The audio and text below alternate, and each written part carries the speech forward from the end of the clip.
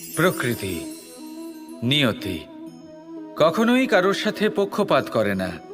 প্রত্যেককে জীবনদান দেয়, সমান সুযোগ প্রদান করে।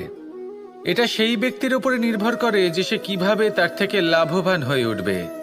তার নির্বাচনের উপর নির্ভর করে, তার দৃষ্টিভঙ্গির উপর নির্ভর করে যে সে কতটা ধনাত্মক বা কতটা নেতিবাচক। দুই ধরনের মানুষ হন।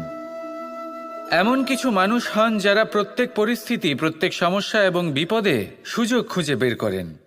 আর কিছু এমন মানুষ রয়েছেন যারা যে কোনো সুযোগে কোথাও না কোথাও থেকে একটা সমস্যা খুঁজে বের করেন।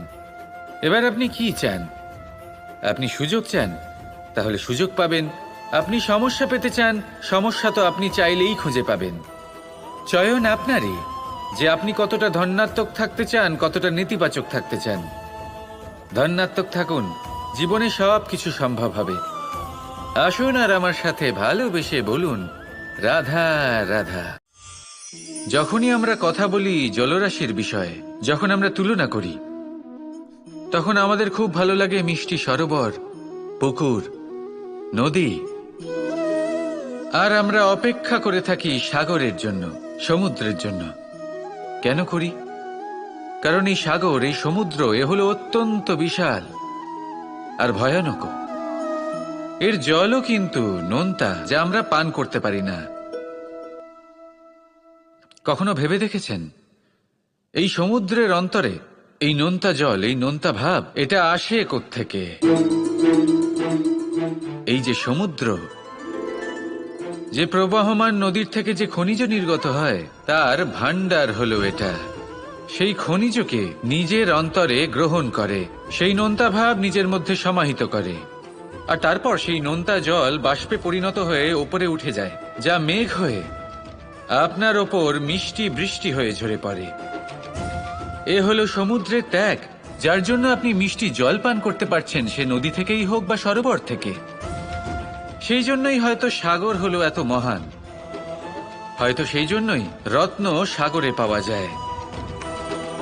তাই মনে রাখবেন, ক্ষমতা তারই হয় যে ত্যাগ করতে জানে, কোনো বিষকে নিজের মধ্যে ধারণ করে নিতে জানে।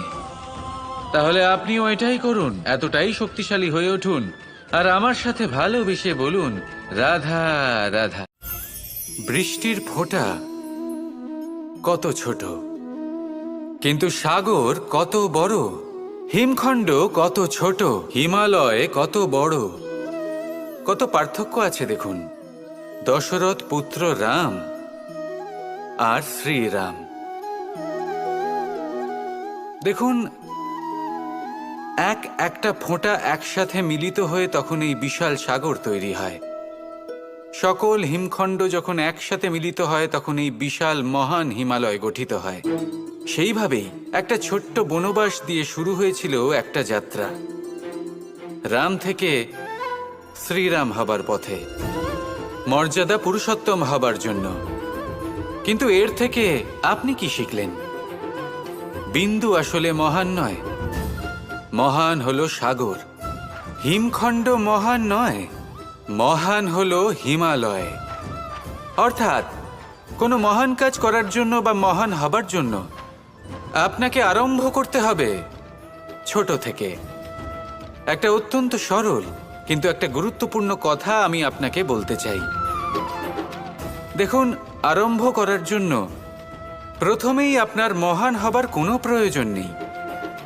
কিন্তু হ্যাঁ, মহান হবার জন্য প্রথমে আরম্ভ করা অত্যন্ত প্রয়োজনীয়। আপনি যদি শুরুই না করেন, তাহলে কখনো মহান হতেই পারবেন না। প্রকৃত নিষ্ঠা দ্বারা আরম্ভ করুন। আপনার পদক্ষেপ, আপনার কর্ম যতই ক্ষুদ্র হোক না কেন, তা করতে থাকুন, নিরন্তর চেষ্টা করতে থাকুন। তারপর দেখবেন এই যে মহানুভবতা নিজে পথ চলে আপনার কাছে আসবে। জীবন, এই জীবন আসলে কি? এ হলো জন্ম থেকে মৃত্যু পর্যন্ত এই সময়। কিছু মানুষ এটা বলে থাকেন যে এই যে নিঃশ্বাস নিচ্ছি, এই হলো জীবন। আর প্রত্যেক ব্যক্তি, প্রত্যেক প্রাণী, তাদের নিঃশ্বাস নির্ধারিত থাকে, নির্দিষ্ট হয়ে থাকে। তাকে সেই নির্ধারিত নিঃশ্বাস নিতেই হয়। তারপর তিনি মৃত্যু লাভ করেন। কিন্তু এটা কি সত্যি? সত্যি কি মনুষ্য জীবন এই নিঃশ্বাসের উপর নির্ধারিত থাকে?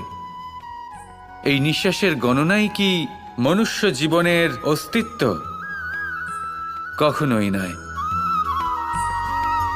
মনুষ্য জীবন শুধু কিছু নিঃশ্বাস নয় যা একদিন থেমে যাবে। মনুষ্য জীবন হলো সেই নিঃশ্বাসের মধ্যেকার সেই সময় যা দেখে অন্য কারোর নিঃশ্বাস স্তব্ধ হয়ে যেতে পারে। সেই মুহূর্ত যেখানে মানুষ আপনার মধ্যে সেই প্রেম দেখতে পারে, আপনার সাহস দেখতে পারে, আপনার শক্তি দেখতে পারে, আপনার চেষ্টা দেখতে পারে, আপনার পরিশ্রম দেখতে পারে, অন্যায় আর দুর্নীতির বিরুদ্ধে আপনার যুদ্ধ দেখতে পারে। জীবনে গুরুত্বপূর্ণ সেই মুহূর্ত, সেই সময় যেটা আপনি বেঁচে আছেন। সেই সময়ে আপনি এই সংসারের অন্য ব্যক্তিদের জীবন বাঁচার একটা দিশা দেখাতে পারেন, একটা প্রেরণা যোগাতে পারেন, শক্তি দিতে পারেন, আশা দিতে পারেন। তাই জীবনে এটাই করুন। এমন একটা জীবন যাপন করুন যা অন্যের জন্য আদর্শ হয়ে থাকে। এটাই করুন আর আমার সাথে ভালোবেসে বলুন, রাধা রাধা।